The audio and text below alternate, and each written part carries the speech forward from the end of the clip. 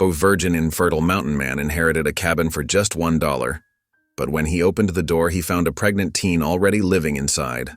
Alone in the wilderness, judged by the town, two outcasts are forced to share one roof. He thought he'd never be a father, and she thought no man would ever protect her. But the cabin hides old papers, a promise of land and water the railroad will do anything to steal. And when the lawman comes knocking with fire in his eyes, mercy may cost them everything. With a baby on the way, with winter closing in and enemies at the door, can this unlikely family hold on to the only safe place they've ever known? Or will the world rip it from them before the child takes his first breath? Drop a comment below and share which part of the world you're tuning in from today. If you enjoy stories like this, don't forget to subscribe for more. A cold wind rustled through the yellowing aspen leaves as Gideon Hale guided his mule carefully down the rocky slope. The animal's hooves clicked against loose stones, sending small avalanches tumbling toward the creek below.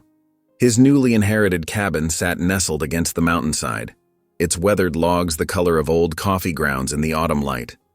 Just that morning, he'd stood in the town clerk's office, signing the papers that made him owner of his late Uncle Joseph's property for the ceremonial price of $1. The memory of the clerk's sideways glances still burned. At 35 years old with no wife or children, Gideon knew what the townsfolk whispered behind his back. Strange, peculiar, the war veteran who kept to himself. The cabin's tin roof came fully into view as they rounded the last bend. Thin wisps of smoke curled from the stone chimney, disappearing into the crisp mountain air. Gideon pulled his mule to a halt, frowning. He hadn't expected anyone to be here. Uncle Joseph had passed 6 months ago, and the place should have been empty. "Whoa there, Belle," he murmured, patting the mule's neck. The animal's ears twitched forward, sensing his unease. Gideon dismounted carefully, his boots crunching on fallen leaves. He led Belle to a sturdy post near the creek and secured her reins, then began untying his meager belongings. The old axe that had belonged to his father, a tightly rolled blanket, and at the bottom of his saddlebag, wrapped in oilcloth, the family Bible he hadn't opened since before the war. As he gathered his things, a soft sound carried from inside the cabin, the scrape of a chair against wooden floorboards. Gideon's shoulders tensed. He set down his bundle and retrieved the brass lantern from Belle's saddlebag. Though the morning sun was bright enough, he didn't need it. Better to have something in hand, just in case. The cabin's door creaked as he pushed it open. Dust motes danced in the shaft of sunlight that followed him inside. The interior was dim after the bright morning, and it took his eyes a moment to adjust. When they did, he found himself staring at the point of a kitchen knife. "Don't come any closer." The voice was young, female, and trembling with fear. Gideon raised both hands slowly, careful to keep his movements smooth and unthreatening. "I mean no harm," he said softly. As his vision adapted to the shadows, he made out more details. The girl couldn't have been more than 16 or 17. Her dress was dirty and torn at the hem, her dark hair tangled. And beneath the oversized shawl wrapped around her shoulders, he could see the distinctive swell of her belly. "This is my cabin now," he explained, maintaining his gentle tone. "I inherited it from my uncle." The knife wavered slightly. "Mr. Joseph's cabin?" Gideon nodded. "He was my mother's brother. I've got the papers to prove it if you'd like to see them." The girl's eyes darted between his face and the door behind him, like a trapped animal seeking escape. Up close, Gideon could see how gaunt her cheeks were, how dark the circles under her eyes.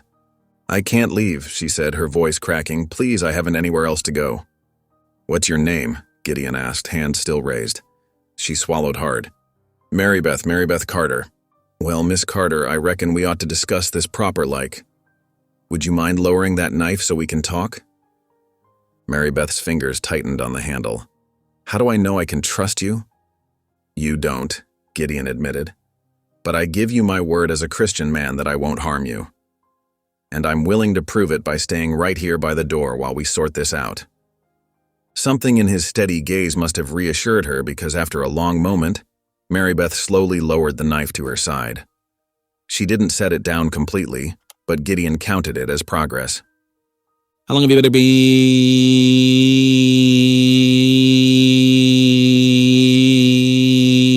3 weeks, give or take. Mary Beth's free hand moved unconsciously to rest on her swollen belly. The nights were getting cold and I saw no smoke from the chimney. The door wasn't locked. Gideon nodded. It was just like Uncle Joseph to never bother with locks, claiming he had nothing worth stealing except his good name. You've been alone all this time?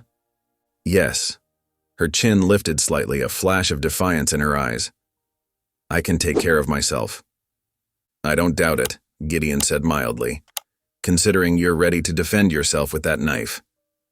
But winter's coming on fast up here in the mountains. It's no place for anyone to be alone, let alone. He gestured vaguely toward her condition. Mary Beth's shoulders slumped. I know, but I can't go back to town. They'd only run me out again, or worse. The pieces began falling into place in Gideon's mind. A young unmarried girl in her condition would find no welcome in most frontier towns. The thought stirred something in his chest, a mixture of anger at such harsh judgment and an unexpected protectiveness toward this frightened child. When's the baby due? He asked quietly. 2 months near as I can figure. Mary Beth's voice wavered.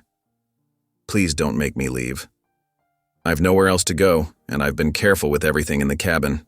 I even cleaned some and mended that tear in the curtain. Gideon looked around the cabin's single room. True to her word, it was tidier than he remembered from his last visit. The rough wooden table had been scrubbed clean, the floor swept. A patch of newer fabric showed where she'd repaired the faded curtain. You've done a fine job, he said. Uncle Joseph would have appreciated that. He was always too busy with his trap lines to fuss over housekeeping. The praise brought a hint of color to Mary Beth's pale cheeks. I like keeping things orderly.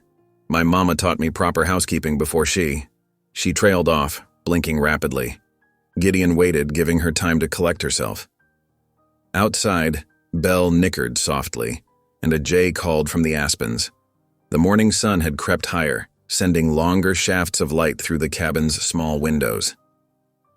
Miss Carter, he said finally, I've got a proposal for you if you're willing to hear it. Mary Beth tensed again, but nodded. This cabin's bigger than I need, and truth be told, I could use some help getting it properly set up for winter. If you're willing to continue keeping house like you have been, you're welcome to stay until after the baby comes. By then, we can figure out a more permanent solution. The knife clattered to the floor as Mary Beth's hands flew to cover her mouth. You'd let me stay? Truly? Under proper conditions, Gideon amended quickly. I'll sleep in the lean-to outside until we can put up a proper wall to divide the cabin. And there'll have to be rules, for both our sakes, to avoid any appearance of impropriety. Tears spilled down Mary Beth's cheeks. Now, why would you do this for me? You don't even know me. Gideon considered his answer carefully. He could have spoken of Christian charity or his uncle's belief in helping those in need, but what came out instead was the simple truth. Because everyone deserves a chance at mercy, he said quietly, and because no one should have to face their burdens alone. Mary Beth's legs seemed to give out, and she sank onto the nearest chair. I've been praying for help, she whispered. Every night, even though I wasn't sure God was listening anymore. He listens, Gideon said, though his own faith had grown rusty with disuse. Now how about I bring in my things and we can discuss those rules over a cup of coffee? I noticed you've kept the stove going. Yes, sir, and I'm sorry about threatening you with the knife. No need to apologize. You were protecting yourself as any sensible person would. Gideon finally lowered his hands, offering her a small smile. Though I hope we can avoid pointing sharp objects at each other in the future. That drew a watery laugh from Mary Beth. Yes, sir. I mean, Mr. Hale. Gideon will do, he said. No need for formality if we're going to be sharing space. He turned to retrieve his belongings from outside, pausing in the doorway. Miss Carter? Yes. Welcome home. The words surprised him as much as they did her, but they felt right. Perhaps this inheritance was God's way of answering more than one prayer. Mary Beth's for shelter, and his own unspoken longing for purpose. Only time would tell. But for now, the autumn sunshine seemed a little warmer, and the cabin's weathered walls a little stronger. as if they too were ready to shelter this unlikely family brought together by Providence. Evening shadows lengthened across the cabin floor as Gideon knelt by the hearth, carefully arranging kindling beneath the larger logs. The familiar motions soothed him, giving his hands purpose while his mind worked through these unexpected turns. Behind him, he could hear Mary Beth's soft movements as she watched from her perch on the room's only chair. The fire caught quickly, hungry flames licking at the dry pine. Warmth began seeping into the cabin's chill air, and with it came the homey scent of wood smoke. Gideon sat back on his heels, satisfied with his work. "You're good at that," Mary Beth observed quietly. "Starting fires, I mean. I always struggle to get them going proper." "Years of practice," Gideon replied. "I can show you the trick of it tomorrow if you'd like." He reached for his saddlebag, drawing out a wrapped bundle of cornbread he'd purchased in town that morning. It seemed a lifetime ago now, though barely 12 hours had passed since he'd signed those inheritance papers. "Here," he said, breaking the bread in half and offering her the larger portion. "It's not much, but it'll tide us over until morning." Mary Beth hesitated only a moment before accepting the food. Her first bite was tentative, but hunger quickly won out over caution. She devoured the cornbread in quick, desperate bites that made Gideon's heart ache. How long had it been since she'd eaten a proper meal? "Thank you," she mumbled between mouthfuls, a faint blush coloring her cheeks. "I'm sorry for being so greedy. It's just—" "No need to apologize," Gideon interrupted gently. "Eat as much as you need. There's more where that came from." The fire popped and crackled, filling the silence between them. Outside, a whippoorwill called into the gathering dusk. Gideon ate his own portion slowly, giving Mary Beth time to settle. "Mr. Hale," she began, then corrected herself. "Gideon, you said this morning the cabin belongs to you now?" He nodded. "My Uncle Joseph left it to me in his will. I signed the papers today, paid $1, just to make it official-like." "Oh." Mary Beth's fingers twisted in her worn skirt. "Then you'll be wanting me gone, I expect." "No," Gideon said firmly. "I meant what I said this morning. You can stay, at least until after the baby comes. I won't cast you out into the night." Tears welled in Mary Beth's eyes. She brushed them away quickly, but her voice trembled when she spoke. "That's more kindness than I deserve. More than my own mother showed me when." She trailed off, but Gideon waited patiently. The fire painted flickering shadows on the cabin walls as Mary Beth gathered her courage. "I was foolish," she finally continued. "There was a railroad man passing through our town. He had such fine manners, and he said such pretty things." She pressed a hand to her swollen belly. "When I told Mama what happened after he'd gone, she called me wicked, said I'd brought shame on our family name, on Papa's memory. She gave me an hour to pack my things and leave." Anger flared in Gideon's chest, but he kept his voice steady. "How long ago was this? 4 months or thereabouts. I walked as far as I could, took odd jobs where I could find them. But once I started showing," she gestured to her belly. "Well, decent folks don't want my sort around."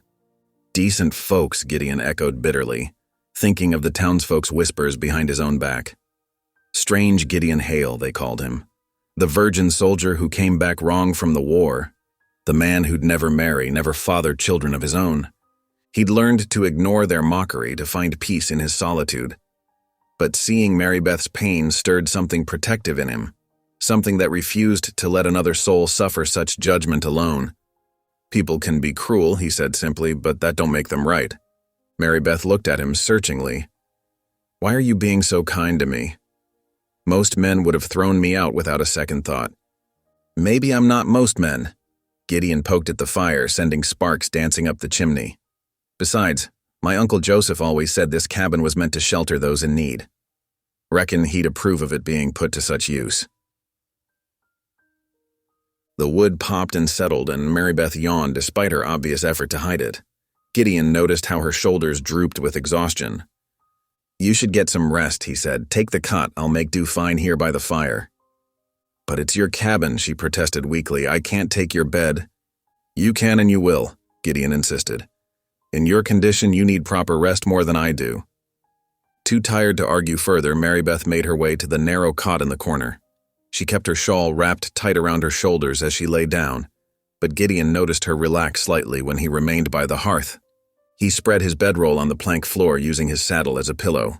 The boards were hard beneath him, but he'd slept on worse during the war. As the fire burned lower, casting gentle shadows across the cabin's weathered walls, he heard Mary Beth's breathing even out into sleep. Gideon stared up at the ceiling beams, tracing their familiar patterns in the dim light. The day's events tumbled through his mind. The inheritance, finding Mary Beth, the weight of responsibility settling onto his shoulders. It had been years since he'd shared space with another person, longer still since he'd felt needed. Almost without conscious thought, his lips formed words he hadn't spoken since those dark days after the war. "Lord," he whispered into the quiet cabin, "don't let me do harm." The prayer surprised him with its familiar comfort, like finding an old friend waiting patiently through years of silence. He closed his eyes, letting the fire's warmth and Mary Beth's soft breathing lull him toward sleep. Dawn came early to the mountain cabin, painting the eastern windows with pale gold. Gideon rose quietly, years of habit waking him with the sun. Mary Beth still slept soundly, curled beneath her shawl. He stepped outside, breathing in the crisp morning air. Frost sparkled on the grass, reminding him that winter wasn't far off. There was work to be done if they were to be properly prepared. The water barrel needed filling first. Gideon gathered the wooden buckets, well-worn handles smooth in his grip. The creek gurgled nearby, its clear water perfect for drinking and cooking. He made several trips, each time checking through the cabin's window to ensure Mary Beth still slept peacefully. When the barrel was full, he turned his attention to the woodpile.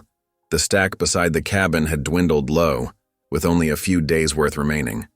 Gideon selected a likely oak that had fallen in the last storm, dragging it to the chopping block. The steady rhythm of the axe filled the morning air, the solid thunk of steel biting wood, the sharp crack of splitting logs. Gideon lost himself in the familiar motion, each stroke precise and purposeful. He was conscious of keeping the noise moderate, not wanting to startle Mary Beth awake. The sun had climbed higher when he heard the cabin door creak open. Mary Beth stood in the doorway, watching him work with an expression caught between wariness and wonder. "Good morning," Gideon said, pausing to wipe sweat from his brow. "Did you sleep well?" "Better than I have in months," she admitted. "You've been busy already." Gideon nodded toward the fresh split wood. "Winter's coming. We'll need plenty of fuel to keep warm." He emphasized the "we" slightly, wanting her to understand she wasn't just a temporary guest. "I can help," Mary Beth offered. "I'm stronger than I look, even with—" She gestured to her belly. "No need to strain yourself," Gideon said firmly. "But if you're feeling up to it, you might check the garden patch round back. Uncle Joseph always grew some root vegetables there. Might be something worth salvaging before the frost takes it all." Mary Beth's face brightened at the suggestion of useful work. "I can do that. I helped Mama with our garden every year before." She trailed off, but this time the painful memory seemed to carry less sting. Perhaps it was the morning sunshine, or the simple comfort of having tasks to focus on. Either way, Gideon was glad to see some of the fear leaving her eyes.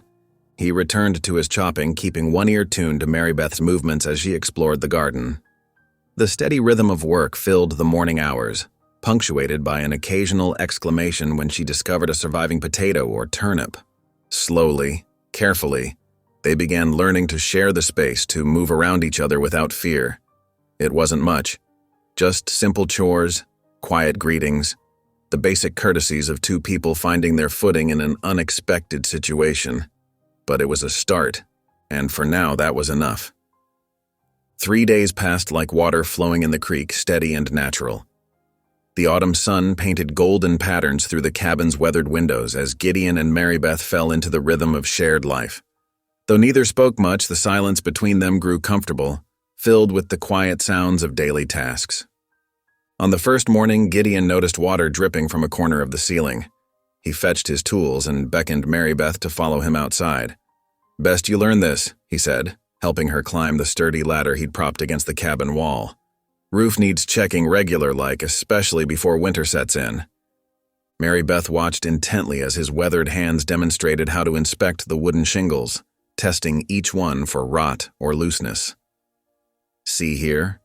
He pointed to a gap where rain had worked its way through. "Water's like a determined thief. Give it the smallest opening and it'll find its way in."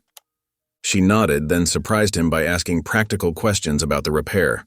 Her quick mind grasped the concepts easily, though her condition kept her from doing the heavy work herself. Still, Gideon noticed how she straightened with pride at learning something useful. Later that afternoon, he taught her to split kindling, showing her how to hold the small axe and choose the right pieces of wood. "Ain't about strength," he explained, demonstrating the technique. "It's about finding the grain, letting the wood tell you where it wants to split." Mary Beth proved a natural at this task, her slender hands soon developing a sure rhythm with the kindling axe. Each clean split brought a small smile to her face. Something Gideon noticed was happening more frequently as the days passed. Inside the cabin, she took charge of organizing the shelves and cupboards, bringing order to years of his uncle's bachelor living. Her hands moved with purpose, sorting through dented tin cups and mismatched plates, setting aside what could be saved and what needed replacing. The kitchen became her domain, though their meals were simple affairs of cornbread, beans, and whatever vegetables they'd salvaged from the old garden patch. She hummed softly while she worked, old hymns mostly, their familiar melodies filling the cabin with a gentle warmth Gideon hadn't realized he'd been missing. Each evening, as they sat by the fire, Mary Beth shared more pieces of her story. The words came slowly at first, like water from a frozen spring, gradually thawing. "His name was Edward," she said on the second night, staring into the flames. "He wore such fine clothes, had such gentle ways about him. Said he was surveying for the railroad, planning the future of our town." Her hands twisted in her lap. "He talked about taking me to Denver, showing me the grand hotels and fancy restaurants. I'd never been further than the county seat." Gideon listened quietly, feeding small sticks into the fire when it needed tending. He didn't interrupt or offer empty comfort, just let her words find their own path. The church ladies saw us walking together one Sunday afternoon. They watched me like hawks after that, whispering behind their fans during service. Mary Beth's voice grew bitter. "But they didn't say a word of warning, did they? Just waited to see me fall, then turned their backs when I needed help most." The third evening, she spoke of her mother. She wouldn't even look at me when I told her about the baby. Just sat there, stiff as a poker, staring at Papa's portrait on the wall. Then she said, Mary Beth's voice caught. She said, I'd killed him all over again, bringing such shame on his good name. Gideon's hands tightened on his chair arms, but he kept his voice gentle. Your pa, what was he like? A preacher, but a kind one. Tears glinted in her eyes. He used to say that God's mercy was bigger than any sin, that love was the heart of the gospel. I wonder what he'd think of me now. Reckon he'd love you still, Gideon said softly. Any father worth his salt would. The fourth morning dawned clear and cool. Mary Beth mentioned the linens needed washing, so they walked together to the creek, carrying soap and a basket of worn sheets. The path wound through yellow aspen trees, their leaves chattering in the morning breeze. They were nearly to the washing spot when Mary Beth suddenly stumbled, gasping. Her hand flew to her side as she started to pitch forward. Gideon caught her arm, steadying her with gentle strength. Easy now, he murmured, letting her lean against him until she caught her breath. Pain bad? She nodded, face pale. The baby, it moves so much sometimes, takes my breath away. Let's rest a spell. He helped her to a fallen log, setting the washing basket aside. No need to rush. As they sat there, listening to the creek's gentle music, hoofbeats sounded on the trail behind them. Gideon turned, squinting against the morning sun, and recognized the rider's outline. Deputy Caleb Stroud from town, his badge catching the light. Something cold settled in Gideon's stomach. The deputy wasn't known for social calls, especially this far out. Well now, Stroud called out, reining his horse to a stop. Ain't this cozy? His sharp eyes took in Mary Beth's condition, and his thin lips curved in a knowing smirk. Keeping interesting company these days, ain't you, Hale? Gideon stood slowly, positioning himself between the deputy and Mary Beth. State your business, Stroud. Official business as it happens. The deputy pulled a folded paper from his vest pocket. Got some documents here you'll want to hear. He cleared his throat theatrically and began reading. Notice is hereby given that the Western Pacific Railroad Company claims prior title to the parcel of land currently occupied by one Gideon Hale. Said title having been properly recorded with the Territorial Land Office as of 1873. The legal language went on, but Gideon barely heard it through the roaring in his ears. His uncle had lived here for 20 years. How could the railroad suddenly claim ownership? Bottom line, Stroud finished, clearly enjoying himself. You got 2 weeks to clear out. Railroad's pushing the line through here, and this property's dead center in their right-of-way. Behind him, Gideon heard Mary Beth's sharp intake of breath. The sound cut through his rising anger like a knife through butter.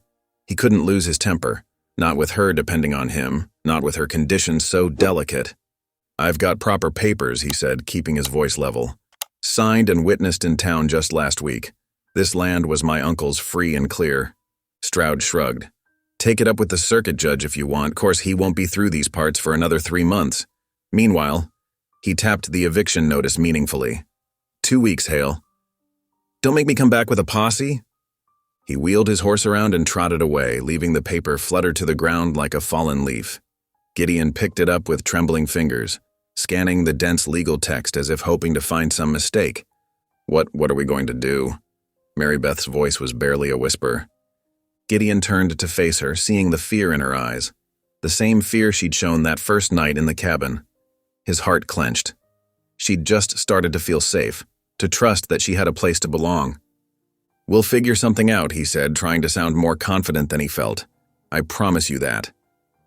But as they gathered up the washing and walked slowly back to the cabin, his mind churned with worry. Winter was coming. Mary Beth's time wasn't far off. Where could they go that would be safe for her and the baby? The railroad's threat loomed over them like storm clouds gathering on the horizon. Yet somehow, watching Mary Beth's determined steps beside him, Gideon felt his resolve strengthen. He might not be able to father children of his own, but he could protect this girl and her unborn child. Whatever it took, he would find a way. They climbed the small rise to the cabin in silence, each lost in their own thoughts. The morning sun caught the worn logs of the cabin walls, making them glow like honey. It wasn't much, Gideon thought, but it was home. And he wasn't about to let some railroad men take it without a fight. Thunder rolled across the ridge that night, deep and menacing. Rain drummed against the cabin's roof in waves, driven by gusts that made the timber walls creak and groan. Gideon sat in his chair by the dying fire, watching shadows dance on the rough-hewn walls as lightning flashed through the window's grimy pane. Mary Beth had retired hours ago to the small bedroom, but Gideon could tell from her restless movements that she wasn't sleeping either. The storm wasn't the only thing keeping them awake. The deputy's threats echoed in his mind like the distant thunder, 2 weeks to leave or face a posse. Something his uncle James had said years ago kept nagging at him. They'd been sitting on the porch one summer evening, sharing coffee and watching the sunset paint the hills gold. James had been talking about the cabin's history, how he'd secured it against hard times. Water rights, Gideon muttered to himself, trying to recall the exact words. His uncle had mentioned something about legal papers, deeds to a spring upstream that fed the creek. In these parts, water rights could be worth more than gold, and might just be enough to challenge the railroad's claim. But where would those papers be? His uncle had been many things, but organized wasn't one of them.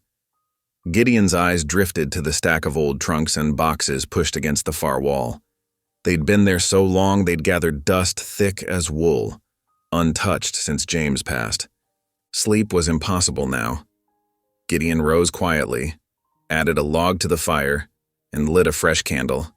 Might as well make use of the sleepless hours. The first chest contained only moth-eaten clothes and a few old books. The second held tools, rusty and long unused. But in the third, beneath a threadbare quilt that smelled of cedar, he found stacks of papers.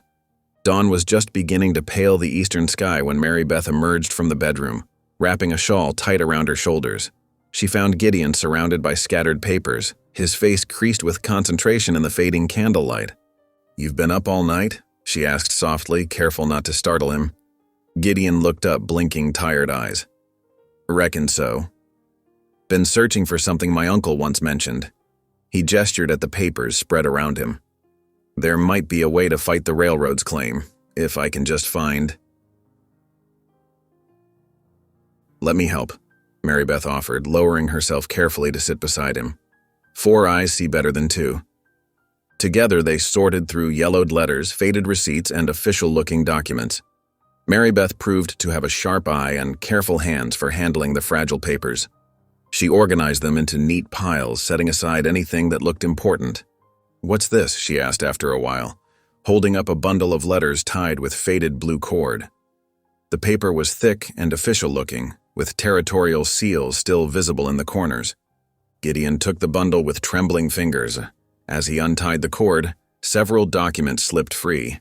Among them, a carefully folded map marked with surveyor's notations. His heart began to pound as he spread it out on the floor between them. "Look here," he said, pointing to a spot marked with precise handwriting. "That's the spring that feeds our creek, up on the North Ridge. And these markings." He traced the lines with his finger. "These are water rights boundaries, dated 1865, before the railroad ever came through these parts." Mary Beth leaned closer, her breath catching. "Does this mean—" Before she could finish, voices carried from outside. Wagon wheels creaked on the muddy trail, and horses snorted in the yard. Gideon was on his feet in an instant, moving to the window. 3 wagons had pulled up outside, filled with men from town. He recognized several merchants, the banker's son, and the railroad's local agent among them. They were climbing down, boots squelching in the mud left by the night storm. "Stay here," Gideon told Mary Beth quietly. "Keep gathering these papers."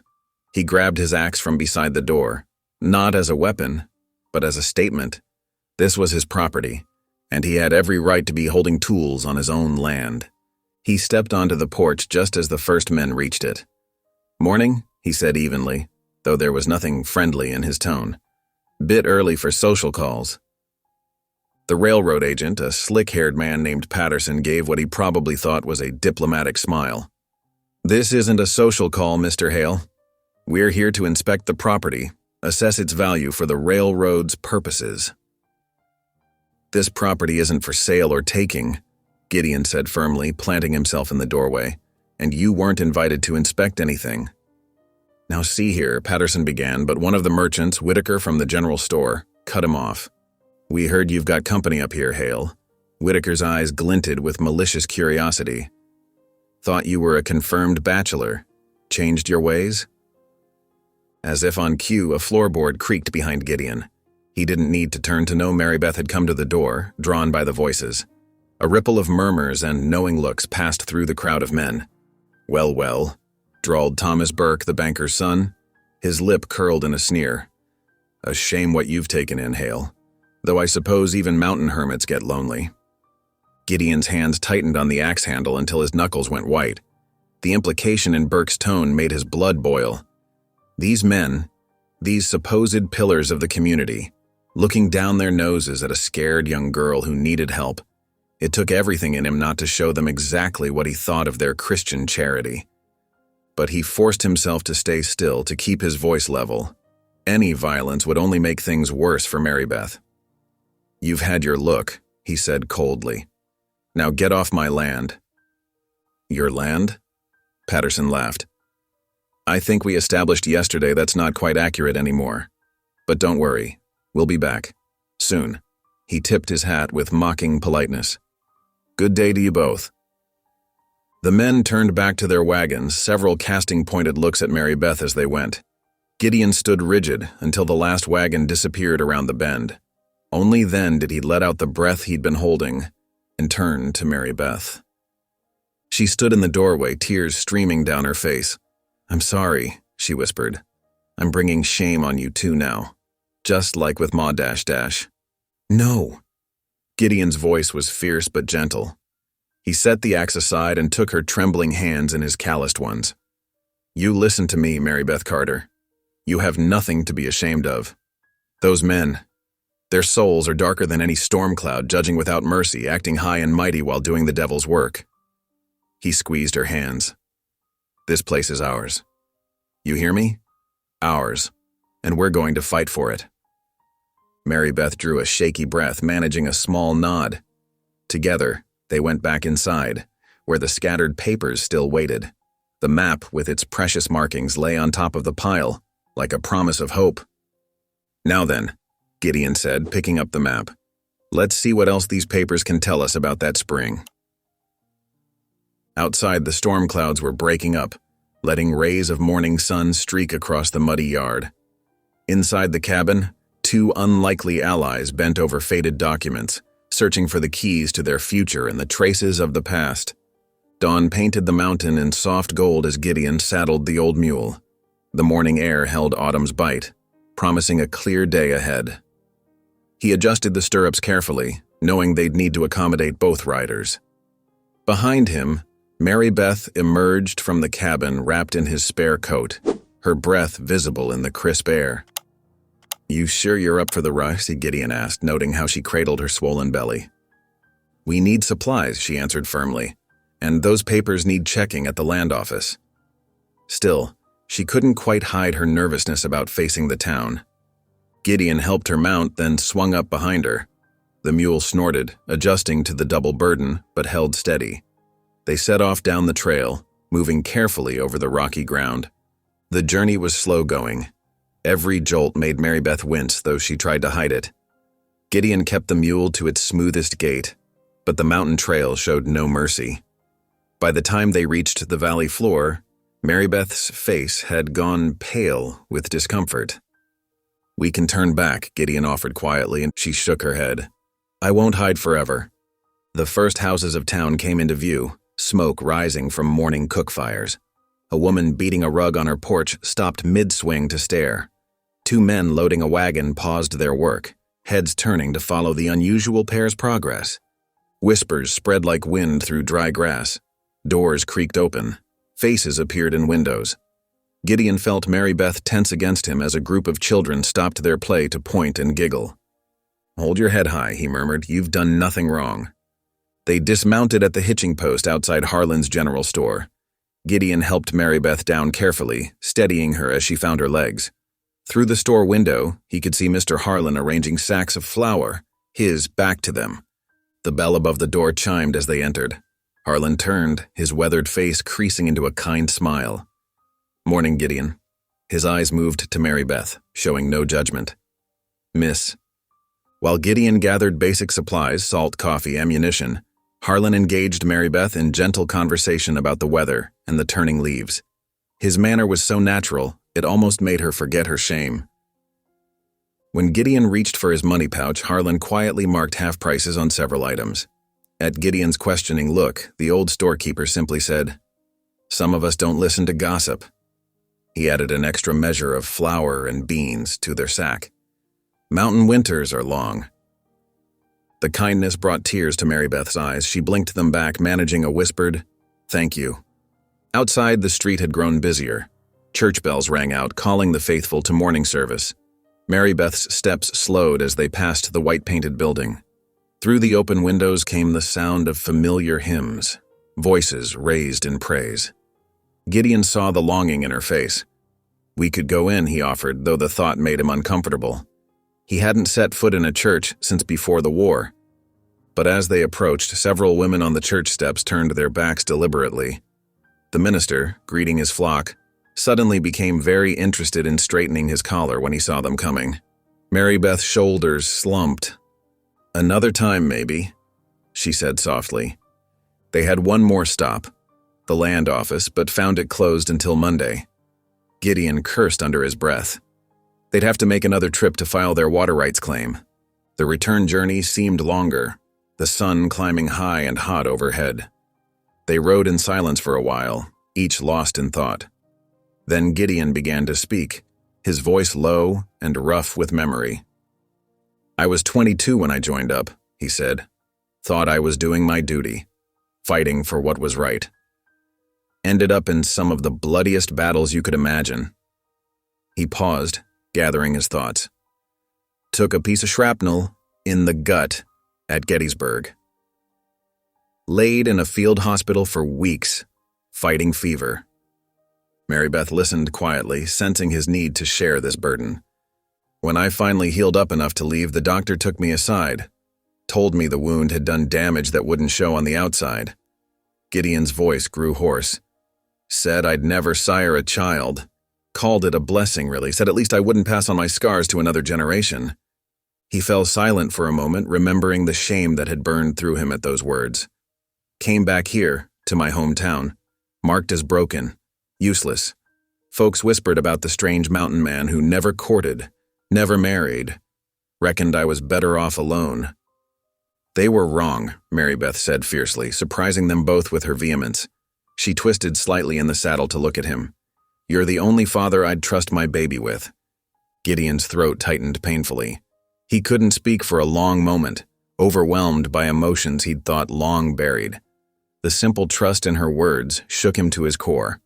The sun was setting as they finally reached the cabin, painting the mountains in deep purple shadows. Coyotes called in the distance as Gideon helped Mary Beth down from the mule. She was exhausted, but something had changed between them during that long ride home. As they unpacked their supplies, their movements fell into an easy rhythm, like family. Neither mentioned the moment of connection on the trail, but its warmth lingered, making the cabin feel more like home than it ever had before. The day's hardships, the stares, the whispers, the turned backs, seemed to matter less now. They had found something more valuable: understanding, trust, and the beginnings of a bond that ran deeper than blood.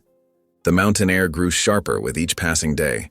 Frost painted the cabin's windows in delicate patterns each morning, and dead leaves skittered across the yard in the bitter wind. Gideon knew winter would arrive soon, bringing deeper challenges for them both. One crisp afternoon, he stood in the yard with Mary Beth, setting up rusty tin cans along a fallen log. His single-action revolver felt heavy in his hands as he checked the chambers, making sure each one held a bullet. Pay attention now, he said, demonstrating the proper grip. Thumb here, fingers wrapped firm but not too tight. The metal gleamed dully in the autumn light. This here's not a toy. It's protection. Mary Beth nodded solemnly, her eyes fixed on his hands as he explained each part of the weapon. Despite her swollen belly, she stood straight and attentive. What if I miss? She asked softly. Then you shoot again, Gideon answered simply, but first let me show you how to aim proper. He raised the revolver, sighting down the barrel at the nearest can. See how I'm lining up these notches? That's your sight picture. Breathe easy, squeeze slow. The shot cracked across the yard, sending the can spinning into the air. Mary Beth flinched at the sound but didn't step back. When Gideon offered her the revolver, she took it carefully, mimicking his grip. Her hands trembled slightly. Take your time, he encouraged. Ain't no rush out here. She drew a deep breath, steadying herself. The first shot went wide, but Mary Beth's jaw set with determination. On her second try, the bullet clipped the can's edge. By her fifth shot, she was hitting more than missing. You've got steady hands, Gideon observed with approval. Natural talent. A ghost of a smile crossed her face. Mama always said I had surgeon's fingers. Used to do the finest embroidery in our church group. Her smile faded at the memory, but she squared her shoulders and took aim again. They practiced until the light began to fade, Mary Beth growing more confident with each round. As they gathered the dented cans, Gideon explained about cleaning and maintaining the weapon. Keep it loaded, but remember, it's a last resort. Best defense is staying alert, keeping doors bolted at night. Inside the cabin, Gideon stoked the fire while Mary Beth prepared their evening meal. The familiar routine had become comfortable, almost peaceful. But as darkness gathered outside, an unexpected knock at the door made them both freeze. Gideon moved quietly to retrieve his revolver while Mary Beth backed away from the door.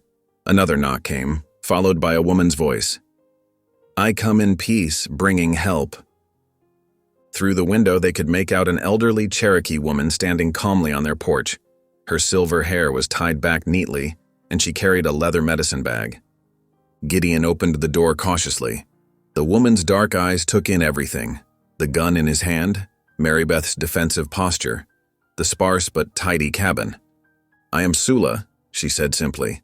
Mr. Harlan told me of the young mother here. She addressed Mary Beth directly. I have helped bring many babies into this world, both Cherokee and settler. Will you allow me to check on you? Something in her dignified manner put them both at ease. Gideon lowered the revolver, and Mary Beth stepped forward hesitantly. "Come in, please," Gideon said, stepping aside. "We're much obliged for your concern." Auntie Sula moved with quiet grace, settling her medicine bag on the table. "Sit here, child," she instructed Mary Beth, patting a chair. "Let me see how you and the little one are faring." Her examination was gentle but thorough. She pressed experienced fingers against Mary Beth's belly, noting its shape and tension. She checked the girl's eyes, her ankles, her breathing. All the while, she spoke softly, asking questions about sleep, appetite, and movement. Gideon busied himself by the fire, but his ears caught every word. When Sula mentioned signs of early labor, his hands stilled on the kindling. "This child may come before winter's deep cold," Sula announced finally. "Perhaps within 3 or 4 weeks. You'll need to prepare." She began listing necessities. "Clean blankets, the softest you have. Strong broth kept ready. Fresh water, boiled and cooled. And most importantly, steady hands and calm hearts." She turned to Gideon. "You will need to help her. Birth is women's work, but sometimes we must adapt to what the Creator provides." He nodded solemnly. "I'll do whatever's needed." Sula reached into her medicine bag, withdrawing small packets of dried herbs. "This tea will help with sleep. This one eases pain and bleeding. Use them sparingly. When she begins her labor, send word to me through Mr. Harlan. I will come." The elderly midwife's presence had transformed their cabin into a space of purpose and preparation. As she packed her bag to leave, she pressed Mary Beth's hand. "You are stronger than you know, child. The Creator sees your heart." After Gideon walked Sula to her horse and watched her disappear into the gathering dusk, he returned to find Mary Beth sitting by the fire, her face troubled in its light. "What's weighing on you?" he asked quietly, adding another log to the flames. She was silent for a long moment, one hand resting on her belly. "I've been more scared of the birthing than anything," she finally admitted. "More than the shame, more than being cast out, more than death itself." Her voice shook. "I've heard such terrible stories. Women screaming for days, babies born blue and silent, mothers bleeding out in their own beds." Gideon knelt beside her chair, his rough hands gentle as they covered hers. "Listen to me now," he said firmly. "You won't face this alone. I swear it on everything I hold sacred. I will not abandon you. Whatever comes, we'll weather it together." Tears spilled down Mary Beth's cheeks. "Why?" she whispered. "Why would you bind yourself to such trouble? To someone else's shame?" "Because you're family now," Gideon answered simply. "Maybe not by blood, but by choice, by trust. That's a stronger binding than any other I know." His words hung in the firelit air between them, a promise as solid as the mountain itself. Mary Beth's fingers tightened around his, and something shifted in their hearts. A deeper understanding, a commitment beyond mere shelter or charity. They sat together as the fire burned low, no more words needed. Outside, an owl called into the darkness, and somewhere in the distance, a wolf answered. But inside the cabin, warmth and certainty had taken root, stronger than the coming winter, stronger than the whispers of judgment, stronger than fear itself. Dawn crept over the mountain ridge, painting the frost-covered grass in pale gold. Gideon stood at the cabin door, axe balanced on his shoulder, watching his breath cloud in the crisp morning air. Behind him, the warmth of the cabin and the smell of simmering stew beckoned, but winter's approach demanded preparation. "I'll be back before midday," he told Mary Beth, who stirred the pot hanging over the hearth. "Just need to get ahead on that woodpile before the snow sets in." She nodded, one hand resting on her expanded belly. "The stew will be ready when you return. I added those dried mushrooms Auntie Sula brought. They smell promising." Gideon allowed himself a small smile.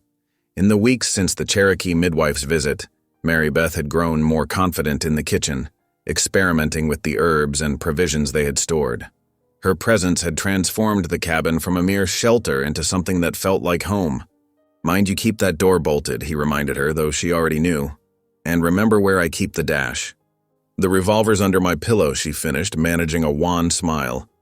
"I haven't forgotten your teachings, Gideon." He nodded, satisfied, and set off toward the stand of maple trees he'd marked for cutting. The morning air nipped at his face as he hiked the familiar trail, his boots crunching through patches of early frost. The physical labor ahead would warm him soon enough. Back at the cabin, Mary Beth hummed softly as she tended the stew, an old hymn her mother used to sing in better days. The baby kicked, and she pressed a hand to the spot, whispering, "Settle down, little one. Not your time just yet." The sound of approaching horses made her freeze. Through the window, she counted 4 riders coming up the path, their clothes city-cut but mud-splattered. Her heart hammered as she recognized the railroad company's emblem on their saddlebags. Moving quickly, she checked that the door was bolted and retrieved the revolver, tucking it into the folds of her skirt. The riders dismounted, their boots heavy on the packed earth outside. A sharp knock rattled the door. "Open up in there." Mary Beth took a deep breath, squaring her shoulders before calling out, "State your business, gentlemen." "Railroad business, girl. Where's Hale?" "He's not here presently." She kept her voice steady, though her hands trembled. "I'm afraid you'll have to return another time." A different voice, smoother but somehow colder, spoke next. "Listen here, miss. We've come with a generous offer for Mr. Hale, double what this worn-out patch of dirt is worth. It would be in everyone's best interest if you just open this door so we can discuss matters properly." Mary Beth moved closer to the door, positioning herself where she could be heard clearly. "Mr. Hale's answer hasn't changed. This land isn't for sale, at any price." A harsh laugh. "You his woman? Don't look like no wife to me in your condition. What claim you got to speak for him?" Heat rose in her cheeks, but she held her ground. "I speak as someone who lives here rightfully, under Mr. Hale's protection. And I'm telling you this land is not for sale." "Protection?" Another derisive laugh. "Ain't much protection a barren man can offer. Everyone knows Gideon Hale can't sire children. Makes me wonder about your situation, girl." Mary Beth's fingers tightened on the revolver, but she remembered Gideon's teachings. Steady hands, calm mind. "I suggest you gentlemen leave now. Mr. Hale will return soon, and he won't take kindly to threats against his household." "Threats?" The smooth voice turned silky. "Nobody's making threats. We're businessmen offering a fair deal. But deals can sour, girl. Accidents happen in these mountains, cabins burn, women slip on icy trails, babies come too early with no doctor for miles." The words hung in the air like poison. Mary Beth's heart pounded, but she forced steel into her voice. "Last warning, gentlemen. Remove yourselves from this property." She heard boots scuffing, muttered conversations, then the smooth voice again. "Tell Hale we'll be back. This isn't over, not by far." The sound of horses moving away brought little relief. Mary Beth kept watch through the window until the riders disappeared down the trail. Only then did she allow her legs to buckle, sinking onto a chair as tears threatened to spill. But she didn't have long to indulge her fear. A sharp smell made her head snap up. The stew was starting to scorch. She hurried to adjust the pot, trying to salvage their meal, keeping herself busy to ward off the echo of those threatening words. When Gideon returned, axe heavy with use and shirt damp with honest sweat, he knew something was wrong the moment he saw her face. "What happened?" Mary Beth told him everything, watching his expression darken with each detail. By the time she described their threats, his hands had clenched into white-knuckled fists. "I'll kill them," he said quietly, a tone that frightened her more than any shouting. "If they dare come back here, if they so much as look at you wrong." "No!" Mary Beth grabbed his arm, feeling the tension in his muscles. "Gideon, listen to me. Violence won't solve this. It'll only give them excuse to bring the law down on us." He pulled away, pacing the cabin like a caged wolf. "You expect me to just wait? Let them threaten you? Threaten your baby? What kind of man would that make me?" "A wise one," she said firmly. "Don't fight with steel, Gideon. Fight with truth." She moved to the shelf where they kept the bundle of documents they'd discovered. "These papers mean something. Your uncle's water rights, the original land grant. There's truth here that can protect us better than any gun." Gideon's jaw worked as he struggled with his rage. The urge to mount up and hunt down those men burned in his blood. But Mary Beth's words reached through his anger. touching the part of him that had learned to think before acting, to consider consequences. Finally, he took a deep breath. "Bring those papers here." They cleared the table and Gideon lit the oil lamp, although daylight still filtered through the windows. One by one, they spread out the documents. Yellowed papers covered in careful script, maps marked with surveyor's notes, letters between his uncle and various officials. "Look here," Mary Beth pointed to a passage in one of the letters. "Your uncle wrote about a dispute over water rights 15 years ago. He won that case. There must be court records somewhere." Gideon nodded slowly, his rage gradually cooling as he focused on the task at hand. "And this map shows the spring feeding our creek is on the original property line. Railroad can't claim water rights they don't own." They worked through the evening, reading every document carefully, making notes on spare paper.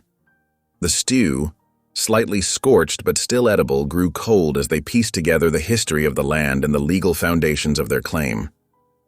When darkness fell fully, Gideon finally sat back, rubbing his tired eyes.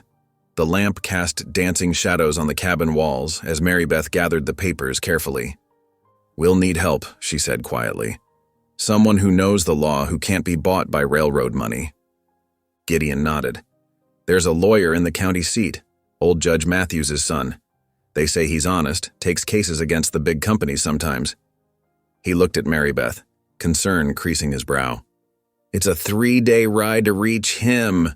I don't like leaving you alone that long." "I won't be alone," she said, touching her belly. "And Auntie Sula said she'd check on me every few days. The baby isn't due for weeks yet." She met his worried gaze steadily. "This is our chance, Gideon. Our way to fight back without bloodshed." He studied her face in the lamplight. This young woman who had arrived at his door, frightened and desperate, now showing him a path through his own darkness. The rage still simmered in his chest, but it no longer ruled his thoughts. "First light tomorrow," he decided. "I'll ride for the county seat at first light, but I want you to stay at Auntie Sula's while I'm gone. Those men might come back and I won't risk." "I'll go," she agreed, surprising him. "But not because I'm afraid. Because it's the smart choice, the right choice, like using these papers instead of guns." Gideon reached across the table and squeezed her hand briefly. "When did you get so wise?" A small smile touched her lips. "I had a good teacher. Someone who showed me that strength isn't always about fighting. Sometimes it's about standing firm in what's right." They spent the rest of the evening preparing, gathering the most important documents, writing down names and dates they might need. Outside, a cold wind picked up, rattling the cabin's eaves. But inside, determination had replaced fear. Purpose had overcome rage. They had found their way to fight back, not with violence, but with truth and law and the patient strength of those who know they stand on solid ground. The frost-laden morning air bit through Gideon's wool coat as he secured the precious deed box to his saddle. 2 days of preparation had led to this moment. He glanced at Mary Beth, bundled in every spare blanket they owned, perched carefully on the mule. "You certain you're up for this ride?" he asked, noting the shadows under her eyes. "I reckon I don't have much choice," she replied, managing a small smile. "Those papers won't walk themselves to the judge." The trail down from their mountain haven twisted treacherously, slick with autumn frost. Gideon led his horse on foot, keeping one hand near Mary Beth's mule to steady the beast if needed. The morning sun barely penetrated the thick canopy of pine and oak, leaving them to navigate through patchy shadows. Every few hours they stopped to rest. Gideon helped Mary Beth down from the mule, watching with concern as she pressed one hand against her lower back, grimacing. "Just stiff from riding," she assured him, though her face remained pinched with discomfort. By late afternoon, dark clouds gathered overhead, promising a bitter night. Gideon found them a sheltered hollow beside a creek, the steep bank offering protection from the wind. As he unpacked their meager supplies, Mary Beth gathered dry kindling, moving slower than usual but insisting on helping. "You don't have to prove anything," Gideon told her quietly. "I know." She settled carefully beside the small fire he built. "But I need to keep moving. Keeps my mind off everything." The night descended swift and sharp, bringing with it a bone-deep cold that had them huddled close to the flames. Gideon wrapped his spare blanket around Mary Beth's shoulders, ignoring her protests. "You need it more than me," he said firmly. "Try to get some rest." Instead of sleeping, Mary Beth stared into the fire, her voice barely above a whisper as she began to hum. The melody was familiar, an old hymn Gideon remembered from his childhood, before the war had stolen his faith. Amazing grace. How sweet. The sound. "Ain't I so?" He said nothing. But the simple tune stirred something in his chest, memories of simpler times when he still believed in mercy freely given. Dawn broke gray and bitter. Gideon woke to find frost coating their blankets, the fire reduced to sullen embers. He worked quickly to revive the flames, his fingers stiff with cold as he arranged fresh kindling. Mary Beth stirred, her face pale in the weak morning light. "I dreamed of my mama last night," she said softly. She was singing that same hymn, but her face was so angry. "Dreams ain't nothing but shadows," Gideon replied, though he understood the pain behind her words. "Here, get warm while I fix us something to eat." They shared a simple breakfast of cold biscuits and dried apple slices, washing it down with creek water. The sun had barely cleared the eastern ridge when they resumed their journey, every step bringing them closer to the county seat, and whatever justice they might find there. The town appeared before them as afternoon shadows lengthened, a clutch of wooden buildings straddling the railroad tracks, dominated by the newly built courthouse. Gideon felt Mary Beth tense as curious eyes turned their way. "Hold your head high," he murmured. "We've got as much right to be here as anyone." The courthouse steps seemed to stretch endlessly upward. Gideon carried the deed box in one hand, his other arm ready to steady Mary Beth if needed. Inside, the air hung heavy with tobacco smoke and furniture polish. Judge Horace Abernathy's office occupied the building's east corner. The man himself sat behind a massive oak desk, his expression guarded as Gideon explained their situation. Steel gray hair and deep crow's feet spoke of his years on the bench, while his pressed shirt and polished boots suggested a man conscious of his position. "Railroad's been buying up half the county," Abernathy said, his tone neutral. "Most folks are happy to sell." "We ain't most folks," Gideon replied, careful to keep his voice respectful but firm. "That land's been in my family 3 generations. My uncle left it to me proper and legal." The judge's eyebrows rose slightly at Mary Beth's obvious condition, but he made no comment. Instead, he gestured to the deed box. "You have documentation?" Gideon's hands were steady as he spread the papers across the polished desk surface.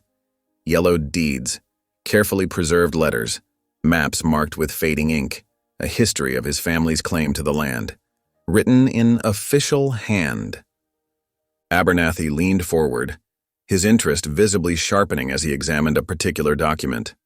This water rights agreement, dated 1864, signed by the territorial governor himself. "My uncle never sold those rights," Gideon confirmed.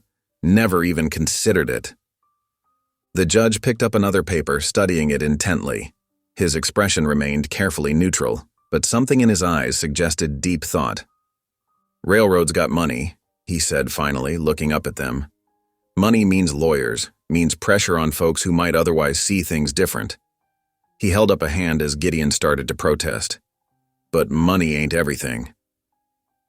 Law's still law, when a man's willing to uphold it proper." "That's all we're asking for," Mary Beth spoke up suddenly. "Just for the law to be fair." Abernathy's gaze shifted to her, measuring. "Ain't always simple deciding what's fair, but I'll look into these documents, see what the records show about." His words cut off as Mary Beth gasped sharply, doubling over. Her hands clutched her swollen belly as color drained from her face. "Mary Beth!" Gideon was at her side instantly, supporting her weight as she swayed. "I'm fine," she managed through clenched teeth. "Just a spell, it's passing." Judge Abernathy rose from his desk, concern replacing his professional distance. "There's a doctor 2 streets over. Shall I send for him?" "No."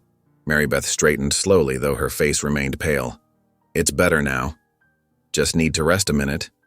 Gideon's heart hammered against his ribs. The baby wasn't due for weeks yet, but Auntie Sula's warning about early arrival echoed in his mind.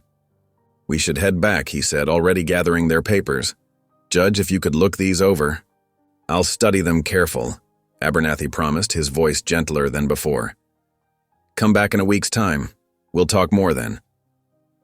The ride home seemed twice as long, with Gideon watching Mary Beth for any sign of distress. She insisted on continuing, though her hands gripped the mule's reins white-knuckled whenever another pain seized her. "Should have never brought you on this journey," Gideon muttered, self-recrimination heavy in his voice. "Had to be done," Mary Beth replied, her voice thin but determined. "Besides, did you see his face when he read those papers? He knows we've got right on our side." Right won't matter much if Gideon couldn't finish the thought. The idea of Mary Beth struggling through early labor, far from help, sent cold fear through his gut. They made slower progress than before, stopping frequently to let Mary Beth walk a bit, hoping to ease her discomfort. The sun was setting by the time their cabin came into view, smoke rising from the chimney. "Auntie Sula," Mary Beth breathed in relief. The Cherokee midwife stood in the doorway, as if she'd known they would return this day. "I felt it in my bones," the older woman said simply, helping Mary Beth down from the mule. "Come inside now, both of you. We've got work ahead." Gideon watched them disappear into the cabin, his throat tight with worry. He took his time settling the animals, gathering his thoughts before facing whatever waited inside. The deed box felt heavy in his hands. Hope and fear tangled together like roots in rocky soil. The judge had seemed interested, perhaps even sympathetic, but would that be enough against railroad money and influence? And more importantly, would Mary Beth and her baby survive if the birth came too soon? Gideon stood in the gathering darkness, watching lamplight spill from the cabin windows. Inside, he could hear Auntie Sula's calm voice giving instructions, Mary Beth's soft replies. This was his family now, he realized, not by blood, but by choice, by duty, by love. He squared his shoulders and headed for the door. Whatever came next, they would face it together. The first snowflakes began to drift down as Gideon led their mule through the cabin gate.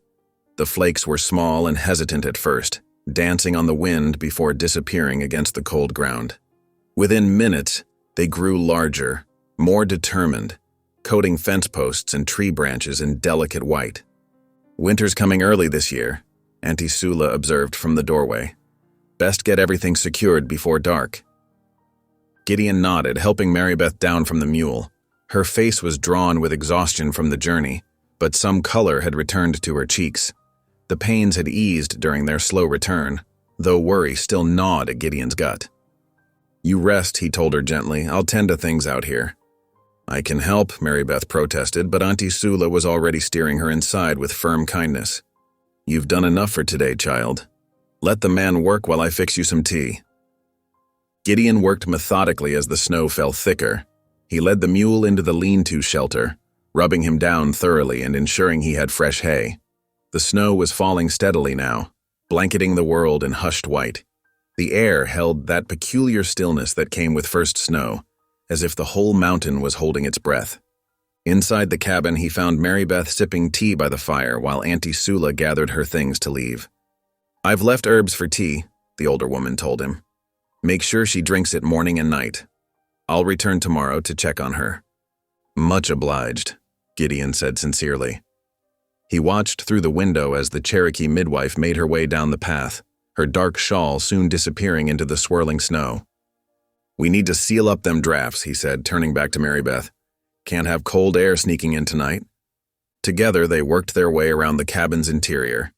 Gideon showed Mary Beth how to stuff rope into the larger cracks between logs, while he tackled the gaps around windows and doorframe. She moved slower than usual, but her determination remained strong.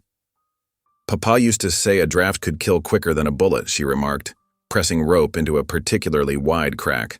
"Course, that was before he passed, when I was little." Gideon glanced at her, noting the shadow that crossed her face at the mention of family. "Your papa sounds like he was a wise man." "He was." Mary Beth's voice grew quiet. "Mama changed after he died. Got harder somehow. I sometimes wonder what he'd think of me now." Before Gideon could respond, a sharp gust rattled the window panes. "Better get more firewood inside," he said. "Snow's picking up." He made several trips between the woodpile and cabin, stacking split logs carefully near the hearth. Mary Beth insisted on helping with the smaller pieces, though he could see each trip tired her more. Finally, with a good supply laid in, they settled in for the evening. Mary Beth stirred a pot of bean soup hanging over the fire while Gideon set about sharpening his axe. The familiar rhythm of whetstone against steel filled the cabin with its steady scraping song. Outside, darkness gathered early under the heavy snow clouds. The first wolf howl caught them both by surprise. It rose from somewhere beyond the ridge, a long, lonely sound that seemed to carry all the wildness of the mountains in its voice. Another answered, closer, and then a third. Mary Beth's hand went instinctively to her belly. "They sound hungry." "They won't come near," Gideon assured her, though he tested his axe's edge with extra care. "Not with smoke from our chimney and light in our windows. Wolves know better than to tangle with man's domain." Still, the howls sent something ancient stirring in his blood, a reminder that they were not so far removed from wilderness as townfolk might imagine. Out here, the line between civilization and savage nature was thin as paper, fragile as trust. Mary Beth ladled soup into their tin cups, then settled into her chair by the fire. She was quiet for a long while, one hand resting on her swollen belly, while the other held her cup. The wolf songs echoed more distantly now, fading into the snowy night. "Do you remember any scripture verses?" she asked suddenly, "from when you were young?" Gideon paused in his work, considering. "Some, though it's been a long while since I gave them much thought. Mama used to have me learn one every Sunday." Mary Beth's voice grew soft, contemplative. "Even now sometimes they come back to me clear as day." She closed her eyes, reciting, "The Lord is my shepherd, I shall not want. He maketh me to lie down in green pastures. He leadeth me beside the still waters." Gideon found himself joining in, the words rising from some deep place in his memory. "He restoreth my soul." "You do remember." Mary Beth smiled, though her eyes held shadows. After a moment, she asked hesitantly, "Gideon, do you think God could still love someone like me? After everything?" The question hung in the air between them, heavy with all the weight of shame and judgment she'd endured. Gideon set his axe aside, choosing his words carefully. "I ain't much for preaching," he said slowly. "Lost my way with faith during the war, if I'm honest. Saw too much that didn't make sense. Too much suffering to square with the God I knew as a boy." He paused, studying the firelight dancing on the cabin walls. "But looking at you, your strength, your kindness despite all you've faced, well, maybe I'm starting to remember what faith feels like." Tears welled in Mary Beth's eyes. She reached for his rough hand, guiding it to rest against her belly. "Wait," she whispered. For a moment there was nothing. Then Gideon felt it. A distinct flutter against his palm, like a bird's wing beating against glass. Another kick, stronger this time, made him catch his breath. Words failed him as emotion tightened his throat. "That's your grandchild saying hello," Mary Beth said softly, her own voice thick with tears. Gideon couldn't speak. He had never expected to have children of his own, had made his peace with that long ago. But this miracle of new life stirring beneath his hand, this girl who called him family by choice rather than blood, it filled an empty place in his heart he'd thought would stay hollow forever. They sat in peaceful silence as the fire crackled and snow continued to fall outside. The wolf songs had faded completely now, leaving only the soft sounds of their breathing and the occasional pop from the hearth. Gideon's hand remained on Mary Beth's belly, feeling each precious movement of the child within.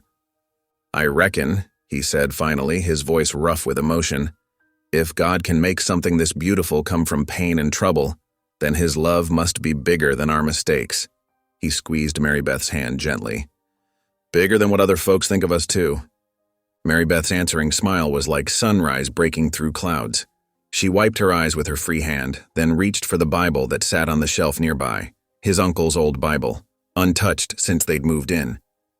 "Would you read some?" she asked, "like you remember from before?" Gideon nodded, carefully opening the worn leather cover. The familiar words seemed to glow in the firelight. "Fear not, for I have redeemed thee. I have called thee by thy name. Thou art mine." Outside, snow continued to fall, wrapping their mountain sanctuary in pristine white. But inside the cabin, warmth bloomed like spring, not just from the fire, but from the tender bonds of family being forged in love's patient flames. A week of anxious waiting had brought heavier snow and shorter days. Gideon adjusted the scarf around his neck as he urged his mule through knee-deep drifts toward town. The morning air bit sharp and clean, making his eyes water. He'd left Mary Beth in Auntie Sula's capable hands, though it pained him to venture away even for supplies. "Mind yourself now," he muttered to the mule as they navigated an icy patch. The creature snorted, its breath clouding in the frigid air. They needed flour, coffee, and more blankets, especially with the baby coming soon. Gideon refused to let his thoughts stray to what might happen if they were forced to leave the cabin in such weather. Main Street lay quiet under its white blanket when they arrived. Only a few souls braved the cold, hurrying between buildings with collars turned up. Smoke rose straight from chimneys in the still air. Gideon tied his mule outside the general store, stamping his boots clean before entering. The store's warmth hit him like a wall. Mr. Harlan looked up from his ledger, nodding in greeting. "Morning, Hale. Rough traveling today." "Reckon so." Gideon began gathering his supplies, adding extra coffee and sugar to his usual order. "How's things in town?" Harlan glanced toward the door before speaking low. "Not good news, I'm afraid." "Railroad men were in yesterday, meeting with Deputy Stroud at the saloon. Threw around a lot of money, from what I hear." Gideon's hand stilled on a bolt of wool cloth. "How much time?" "Word is they're pushing to clear all disputed claims by week's end." Harlan's weathered face showed genuine concern. "Deputies already recruited some rough boys to help with evictions. I'd watch my back if I were you, Hale." "Much obliged for the warning." Gideon added the cloth to his pile. "The girl's close to her time. We can't be turned out now. Lord have mercy." Harlan shook his head, then reached beneath the counter. "Here, extra blankets, no charge, and I'll throw in some medical supplies. That Cherokee woman knows her business, but every little bit helps." Gideon's throat tightened at the kindness. "Thank you. We won't forget this." Loading his purchases onto the mule, he couldn't shake a growing sense of dread. The ride home seemed longer, darkness gathering early under heavy clouds. Fresh snow began to fall as he finally spotted smoke from his cabin's chimney. Inside, he found Mary Beth sitting up in bed while Auntie Sula brewed tea. The girl's face was pale, but determined. "The pain's come closer now," Sula reported calmly. "She has been brave." Gideon hurried to unpack the supplies, setting out the new blankets and medical items. "Town's not safe anymore. Railroad's pushing harder. They mean to force us out by week's end." "They cannot move a woman in childbirth," Sula stated firmly. "It would be death to try." Before Gideon could respond, Mary Beth gasped, clutching her belly. The contraction lasted longer than before, leaving her breathing hard. Sula checked her with experienced hands. "The baby drops lower. Tonight, I think." She met Gideon's worried gaze. "You should rest while you can. There will be no sleep once it begins in earnest." The hours crept by like molasses. Gideon tried to doze in his chair but found himself startling at every sound. The wind's moan, branches scraping the roof, Mary Beth's increasing discomfort. Snow piled against the windows until the glass was more white than clear. As darkness fell, Mary Beth's labor intensified. Her first true scream of pain cut through Gideon like a knife. He rushed to her side, taking her hand as she arched in agony. "Lord have mercy," he whispered, his own voice shaking. "What can I do?" "Hold her steady," Sula instructed, moving with calm efficiency. "Talk to her. Help her remember to breathe." And so began the longest night of Gideon's life. Mary Beth alternated between periods of exhausted quiet and waves of pain that drew increasingly desperate cries. She clutched his hand so tight he lost feeling in his fingers, but he didn't dare pull away. "You're doing fine," he kept saying, though he had no idea if it was true. "Just hold on, child. Hold on."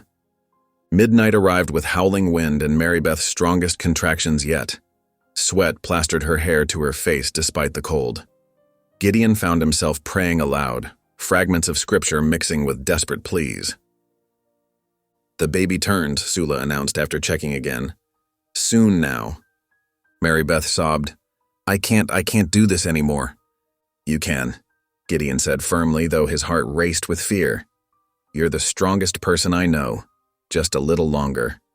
The hours blurred together in a haze of pain and prayer. Gideon's back ached from bending over the bed, but he refused to move. Every time Mary Beth screamed, he felt it like a physical blow. The thought that he might lose her, might lose them both, terrified him more than any threat from the railroad. Sula worked tirelessly, applying hot compresses, checking progress, murmuring encouragement in both English and Cherokee. Her steady presence anchored them through the storm of labor. Finally, as the first hint of dawn lightened the eastern sky, Sula announced, "The baby comes now. Push, daughter. Push with all your strength." Mary Beth bore down with a cry that seemed to shake the cabin's walls. Gideon held her upright, praying harder than he'd ever prayed in his life. Another push, another, and then dash. A new cry split the air, thin and angry, but strong. The most beautiful sound Gideon had ever heard. "A boy," Sula declared, quickly wrapping the squalling infant in clean cloths. "Healthy and whole." Mary Beth collapsed back against Gideon, tears streaming down her face. "My baby. Let me see." Sula laid the bundle in her arms. Gideon stared in wonder at the tiny red face, scrunched in protest at the cold world. 10 perfect fingers, 10 perfect toes, a shock of dark hair plastered wet against his head. "He's beautiful," Gideon whispered, his own eyes wet, "just beautiful." The new day crept into the cabin as Sula helped clean up and get Mary Beth settled. The baby nursed hungrily, his earlier protests quieting to contented snuffles. Outside, the storm had passed, leaving the world pristine and peaceful under its blanket of snow. Gideon watched mother and child doze, exhausted but safe. His heart felt too full for words. Whatever came next, whatever the railroad tried, they would face it together, as family. Morning crept into the cabin like a gentle whisper. Frost painted delicate patterns on the window panes, catching the golden sunlight and scattering it across the wooden floor in sparkling fragments.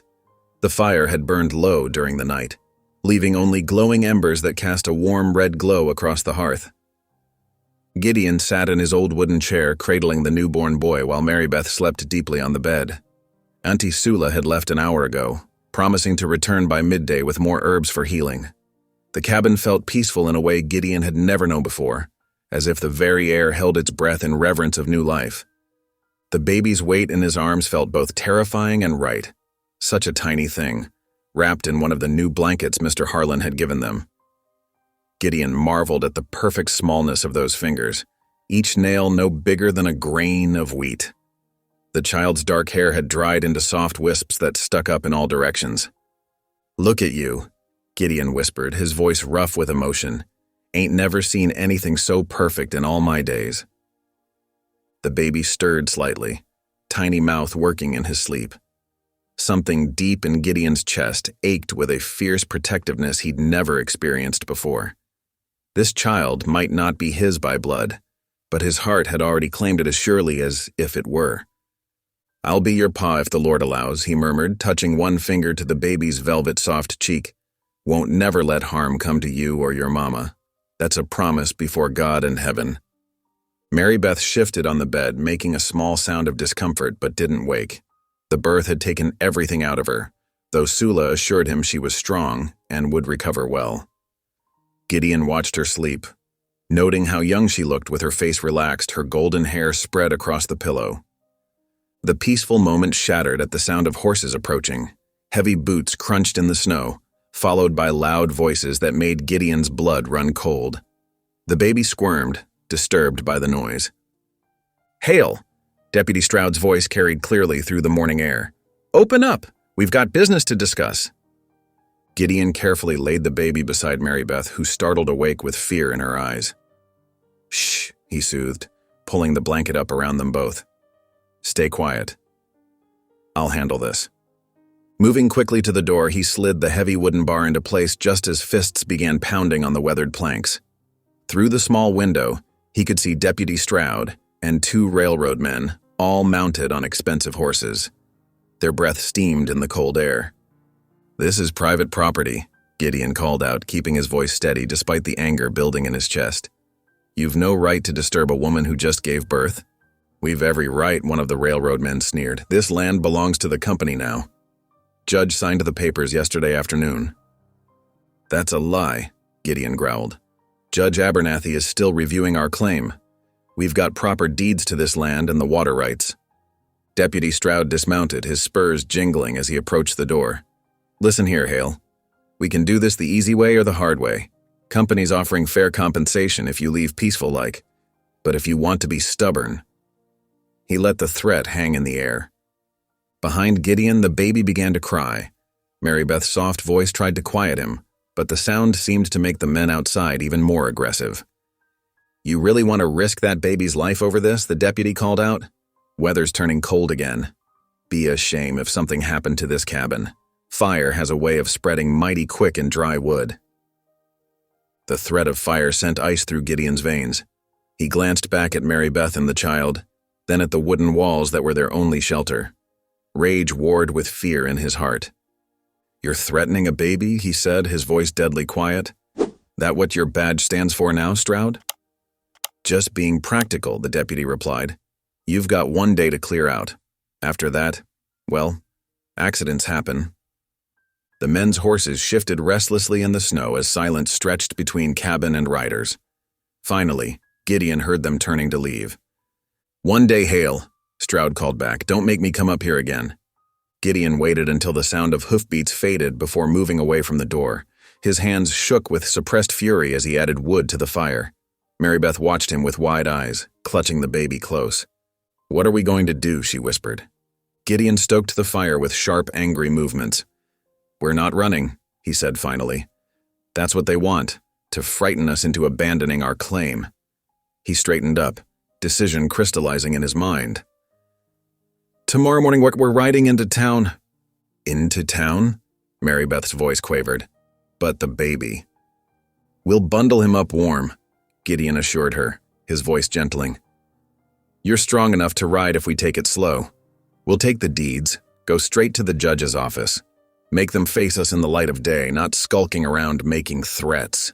He moved to the trunk where he kept his few possessions, pulling out his old cavalry boots. They hadn't been polished since the war, but the leather was still good. Next came his revolver, wrapped in oiled cloth. "I pray I won't need this," he said quietly, beginning to clean the weapon with practiced hands. "But I aim to be ready. Can't trust Stroud not to try something underhanded." The rest of the day passed in careful preparation. Gideon polished his boots until they shone, cleaned his revolver, and packed the deed papers carefully in oilskin to protect them from snow. Mary Beth nursed the baby and rested, gathering strength for the journey ahead. They spoke little, but the silence between them was comfortable, united in purpose. As evening approached, Gideon built up the fire and prepared a hearty supper of beans and cornbread. The baby slept peacefully in a basket near the hearth, one tiny fist curled beside his face. Watching him, Gideon felt his resolve strengthen. This child deserved a chance at life, at growing up somewhere steady and true. If that meant facing down the railroad and their corrupt deputy, then so be it. "We should name him," Mary Beth said suddenly, breaking the quiet. "Before tomorrow, just in case." Gideon looked at her sharply.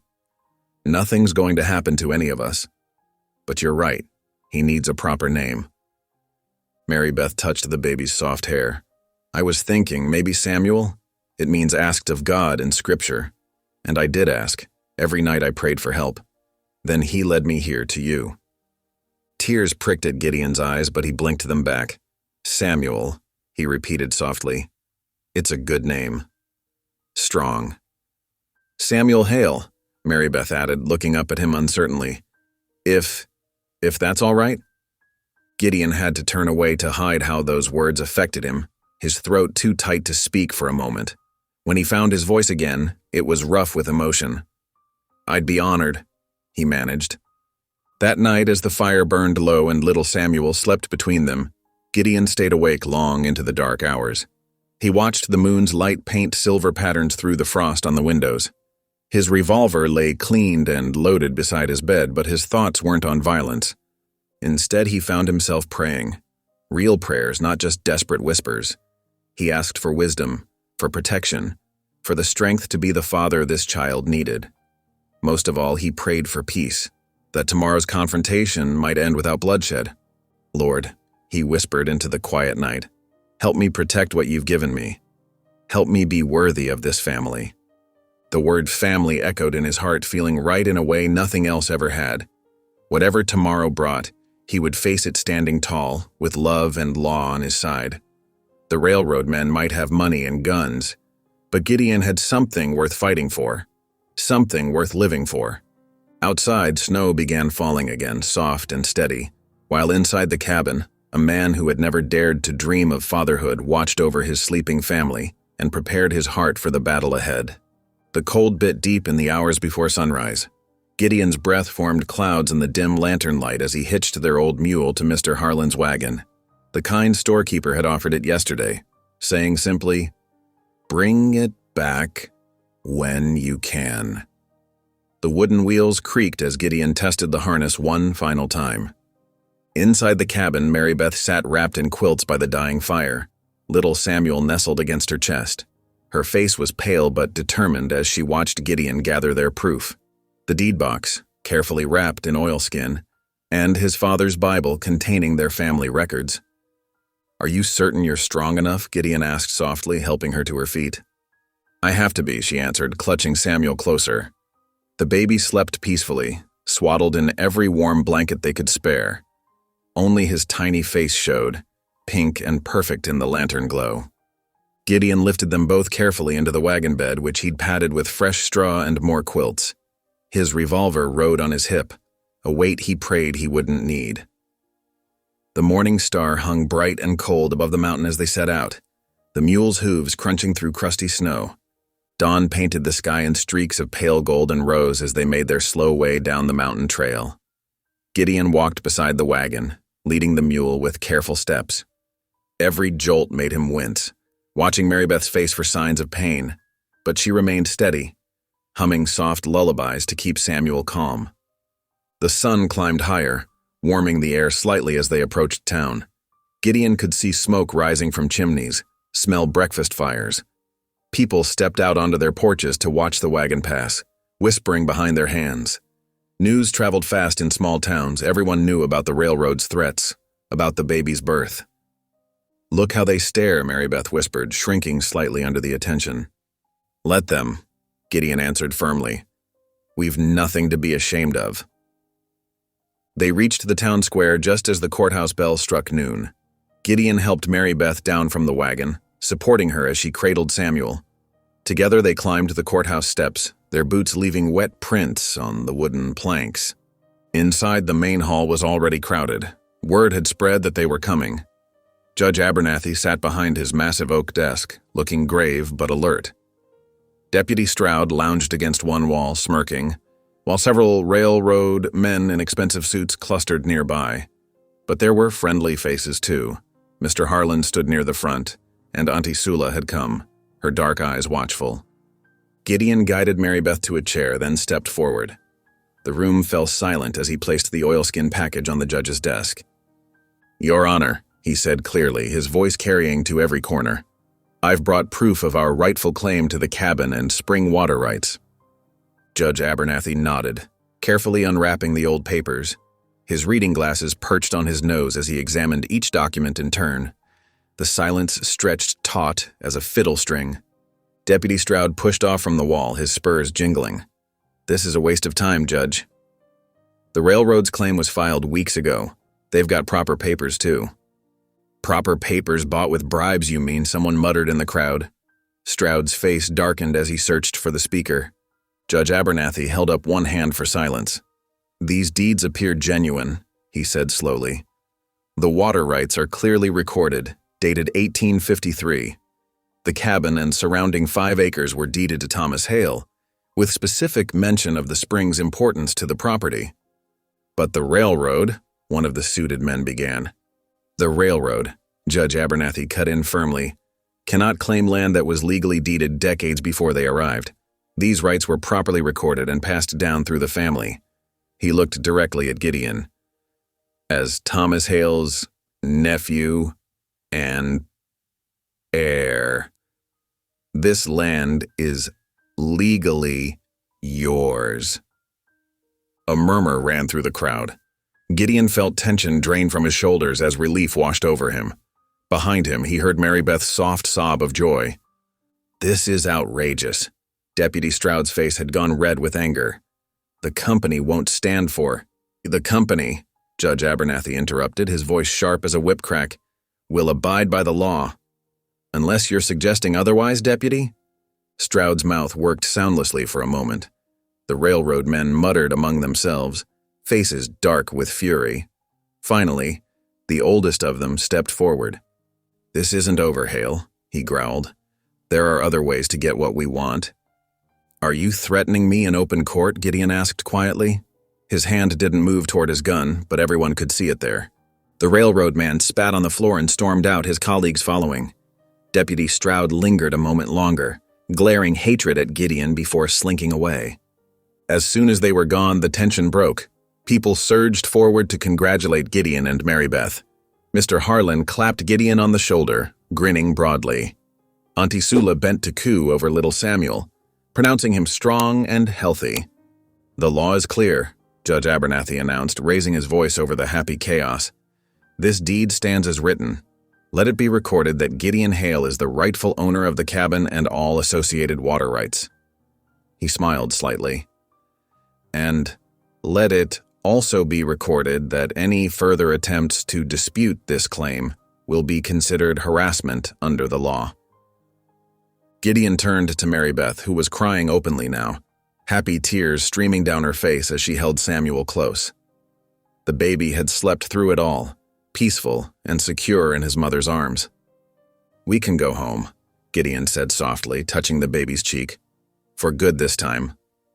"Home," Mary Beth repeated, her smile radiant. "Our home." The word echoed in Gideon's heart as he helped her back to the wagon. The winter sun stood high and bright, making the snow sparkle like scattered diamonds. All around them, townspeople called out good wishes and congratulations. Even those who had scorned them before seemed touched by the victory of right over might. Mr. Harlan pressed a paper sack into Gideon's hands. Fresh bread and dried apples, a celebration feast. Auntie Sula promised to visit soon with more herbs for Mary Beth's recovery. The wave of kindness nearly overwhelmed Gideon, who had grown too used to standing alone. As they started the journey home, Gideon walked beside the wagon once more, but his step was lighter now. The deed papers rode safely in his coat pocket, justice done at last. Above them, hawks circled in the crystal blue sky, free and unhurried. Mary Beth's voice drifted down from the wagon, singing an old hymn of thanksgiving. Samuel's tiny hand had worked free of his blankets to wave in the cold air. Gideon reached up to tuck it back in, marveling at how such a small thing could bring such great change. They had won more than just the cabin today. They had won the right to be a family, to raise this child in peace and dignity. The railroad men might rage and threaten, but the law stood with them now, as firm as the mountain itself. The mules' steady hooves marked time as they climbed toward home, toward the little cabin that had sheltered them through storm and strife. Gideon found himself humming along with Mary Beth's hymn, his deep voice harmonizing with her sweet one. Their music rose into the winter air, carrying hope up the mountain like a prayer made real at last. That evening, warm light spilled from the church hall windows into the snowy darkness. Inside, the wooden floors creaked beneath shuffling feet as townspeople gathered, bearing dishes of food and gentle smiles. Mary Beth sat in a cushioned chair near the potbelly stove, little Samuel sleeping peacefully in her arms. Women who had once crossed the street to avoid her now crowded close, cooing over the baby's tiny fingers and offering advice about colic and teething. Mrs. Peterson, the baker's wife, pressed a soft knitted blanket into Mary Beth's hands. "Made it myself," she whispered, her eyes apologetic for past coldness. The pastor stood before them all, his usual stern demeanor softened. "Let us sing together," he announced. "Amazing Grace." The familiar notes rose up, filling the hall with harmony. Gideon stood near the back, as was his habit, but found his voice joining in for the first time since before the war. The words felt both strange and right in his throat, like coming home after a long journey. "I would be honored," the pastor said when the hymn ended, "to baptize this child when you feel ready, Mary Beth." Tears welled in Mary Beth's eyes as she nodded. Then she looked up at Gideon, who had moved closer to stand protectively behind her chair. "I want to name him Samuel," she said softly, "after my father." Gideon's heart swelled as he gazed down at the sleeping infant. Samuel. It was a good name, a strong name. Tears pricked his eyes as he nodded, feeling the sacred weight of being bound to them both, not by blood but by something deeper. Later, as they loaded into the wagon under a sky full of bright winter stars, Mary Beth leaned her head against Gideon's arm. The cold air carried her whispered words. "We're not alone anymore."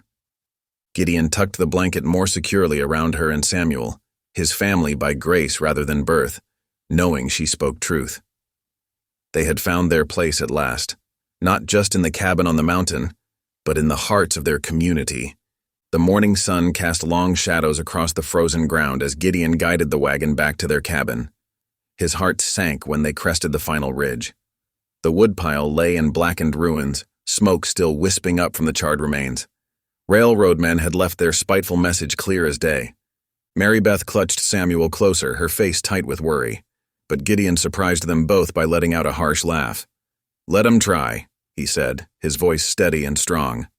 "This is our home." Without another word, he helped Mary Beth and the baby inside, then grabbed his axe. The sharp, rhythmic sounds of chopping soon filled the crisp mountain air. Each swing seemed to say, "We stay, we stay, we stay." Inside the cabin, Mary Beth settled into the rocking chair, Samuel bundled warmly against her chest. Her sweet voice lifted in gentle lullabies that drifted out through the cabin walls, keeping time with Gideon's axe. Around midday, familiar footsteps approached.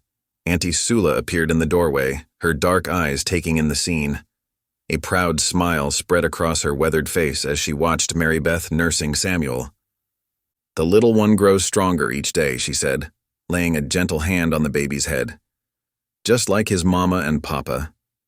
Gideon paused in his work, wiping sweat from his brow despite the winter chill. He studied the cabin with new eyes, seeing not just what was, but what could be. The roof needed proper patching before spring rains came. They would need a larger shelter for firewood, strong enough to withstand any mischief. His hands, calloused from war and wilderness, now had gentler work to do.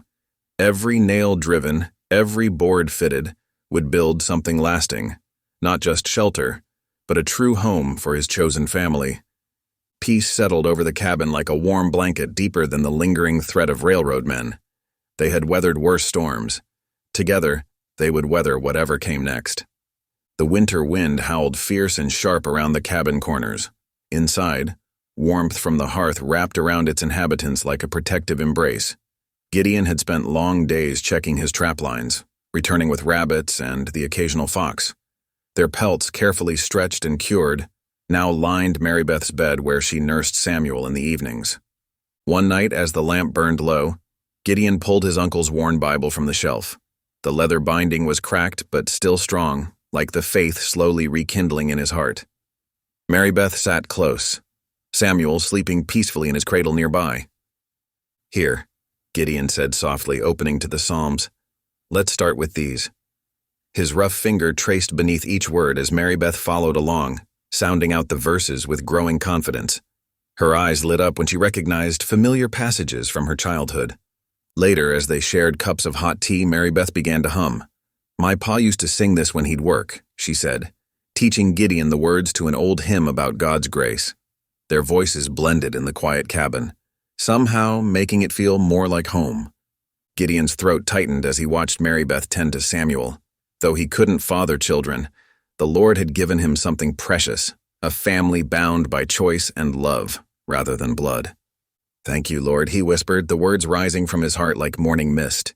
Beside him, Mary Beth's soft "Amen" echoed his gratitude, sealing their bond as father and daughter in all the ways that truly mattered. The mountain creek sang its springtime melody as chunks of ice cracked and tumbled downstream. Tender green shoots pushed through the last patches of snow, and purple wildflowers dotted the awakening earth. Inside the cabin, Samuel's happy gurgles filled the air as he watched sunlight dance across his cradle. Gideon knelt in the freshly turned soil beside the cabin, his hands dark with earth as he carefully planted rows of beans and potatoes. The garden plot wasn't large, but it would feed them through the coming seasons. He paused often to watch Mary Beth through the window as she sat in the rocking chair, her needle flashing silver as she transformed old shirts into tiny clothes for Samuel. The day mellowed into evening, painting the sky in soft oranges and pinks. Gideon washed his hands in the creek's icy water, letting the sound of spring's renewal wash over him. When he returned to the cabin, lamplight spilled golden through the window, beckoning him home. Standing in the doorway, Gideon watched Mary Beth rock Samuel near the crackling hearth. The baby's eyes were heavy with sleep as his mother hummed an old hymn. The scene before him filled Gideon's heart with a peace he hadn't known since before the war's darkness. All the years of mockery, of feeling worthless because he couldn't sire children, melted away like winter snow. "I was barren," he whispered, his voice thick with emotion, "but now I'm full." The cabin glowed warm against the darkening mountains, its light a beacon in the wilderness. Inside, a family bound by grace rather than blood had found their home. Outside, the last rays of sun touched the cabin's weathered walls, blessing this place where hope had taken root and flourished. Thank you for listening. Stories connect us in the most unexpected ways. If you felt that spark today, make sure you're subscribed. I share a new one daily, and the next might change your day.